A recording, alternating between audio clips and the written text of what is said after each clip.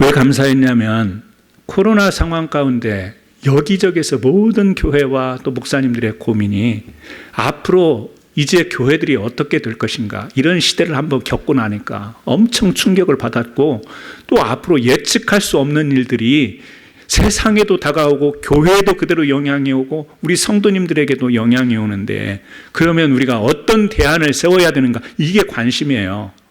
그래서 온라인으로 줌으로 하는 세미나도 제가 몇 개 들어가 보고 그랬어요.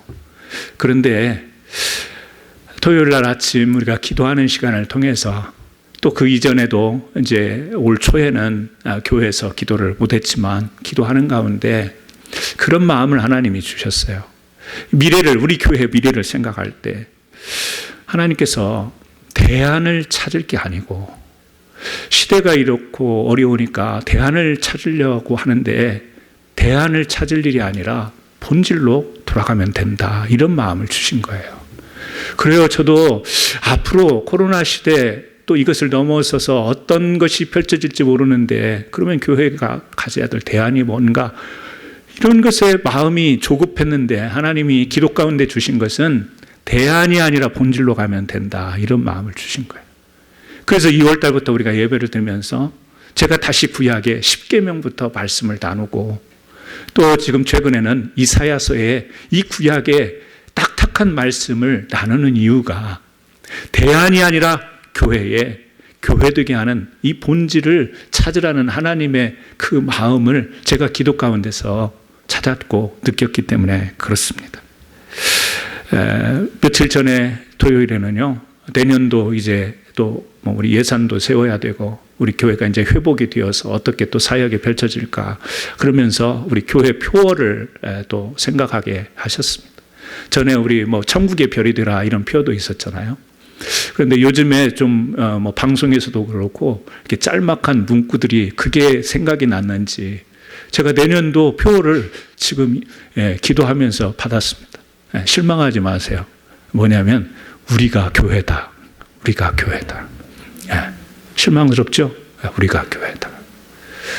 저는 이것이 이 세상 속에서 대안을 찾아서 뭘 막아보려고 하는 게 아니라, 하나님이 코로나 시대를 통해서 다시금 교회가 교회되게 하고 성도가 성도되게 하시는 이 역전의 상황을 주시기 위함이 아닌가, 그렇게 생각할 때 너무 감사한 거예요. 그리고 비록 우리 성전 안에 모든 성도들이 꽉 차 있는 건 아니고, 재정적으로도 넉넉한 것 아니고, 여러 가지 여건으로 보면, 조건으로 보면 감사라는 말이 이렇게 쉽게 튀어나올 그런 조건은 아니지만, 우리 교회 내년을 위하여, 미래를 위해서는 감사가 넘쳐나는 거예요. 왜요? 하나님이 우리 교회를 붙들고 계시니까, 우리 교회를 사랑하시니까 42년 동안 지금 이끌고 여기까지 오셨잖아요. 그리고 저는 믿기는 분명히 우리 교회를 통해서 작은 것이지만, 정말 남이 볼 때는 아무것도 아닐 수 있지만 우리 교회를 통해서 하나님이 하실 일이 분명히 있기에 우리로 하여금 기도하게 하시고, 우리에게 하나님께서 마음의 감동도 주시고 또 비전도 주시는 것이 아닌가, 그걸 생각하면요, 저는 2022년 우리 교회 미래가 감사합니다. 우리 교회 2022년 뒤에도 우리 교회의 미래에 대해서 감사합니다. 저는 우리 성도님들의 그런 감사가 늘 충만하고 넘쳐나기를 주의 이름으로 축원합니다. 세 번째, 마지막으로 하나님과의 관계 속에서 지금 주어진 일에 충실하시기를 간절히 바랍니다. 잠언서 27장 1절에 내일 일을 자랑하지 말라고죠. 하루 동안에도 무슨 일이 일어날지 모른다고 성경은 말씀합니다. 미래는 주권자인 하나님의 사항이기 때문에 우리가 마음대로 좌지우지할 수가 없죠.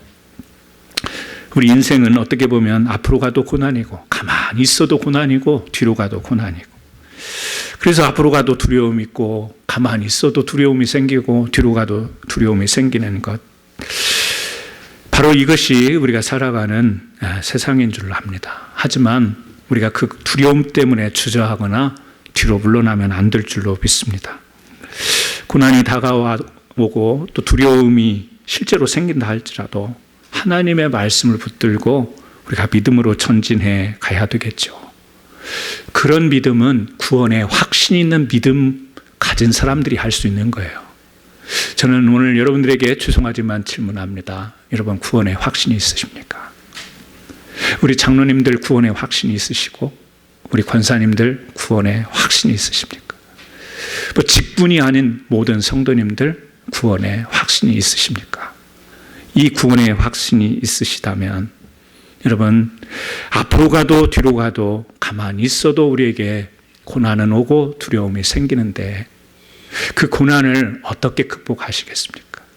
우리의 미래를 하나님께서 인도하신다고 하지만 그 미래를 가보면 거기에는 질병도 있고 아픔도 있고 거기에는 정말 우리가 감당하기 어려운 고난도 있고 재정의 공고함 또 망함 힘든 것 이런 것이 여전히 우리의 미래에도 존재할 건데 그럼에도 불구하고 여러분들이 구원에 확신 있는 여러분들이 감사하며 나갈 수 있겠냐라는 거죠.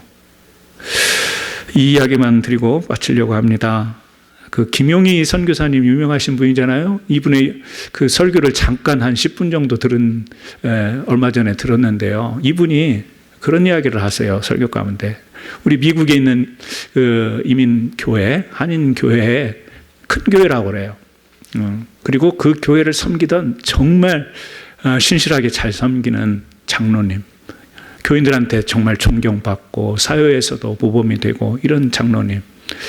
그 큰 교회를 섬기는 장로님이 어느 날 갑자기 정말 건강하셨던 분인데 병원에 가서 3개월 이제 진단을 받은 겁니다. 3개월 살 수 있습니다. 진단을 받은 거예요.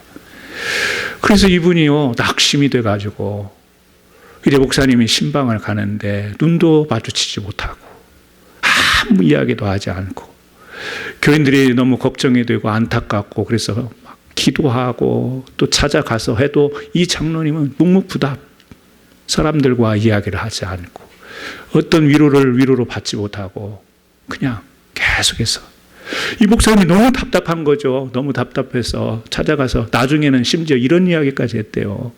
장로님이 지금까지 섬기신 것 그냥 우리가 하나님의 나라는 믿음으로 가는 거지 이 땅에서 어떤 공로로 가는 거 아니지 않습니까? 장로님에게 그 믿음이 있지 않습니까?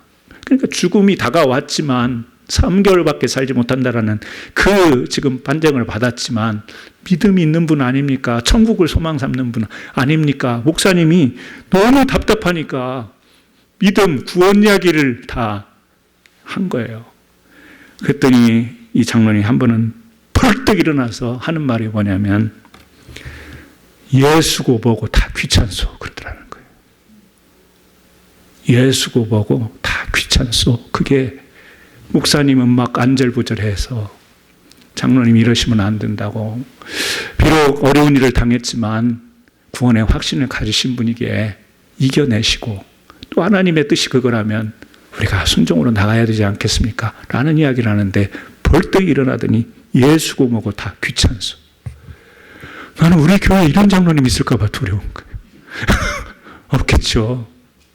그런데 우리가 살다 보면 이거는 아니어도요. 이런 상태는 아니어도 예수 믿는 게 귀찮을 때가 있었죠? 있었죠.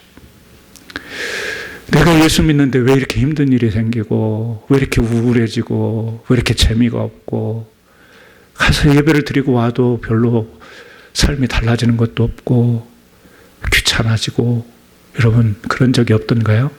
있어요. 근데 미래에도 그런 일이 우리에게 있을 겁니다. 그런 일이 다가올 거예요. 어느 순간에 휙 다가올 겁니다. 질병도 있고 아픔도 있고 죽음도 눈앞에 있고요. 우리 미래는 그렇게 돼 있어요. 그럼에도 불구하고 구원의 확신을 가진 여러분들이 하나님께서 우리를 붙들어 주시고 사랑하신다는 그 확신을 가지고 오늘 또 어떻게 해요? 마태복음 6장 33절 34절 잘 아는 말씀.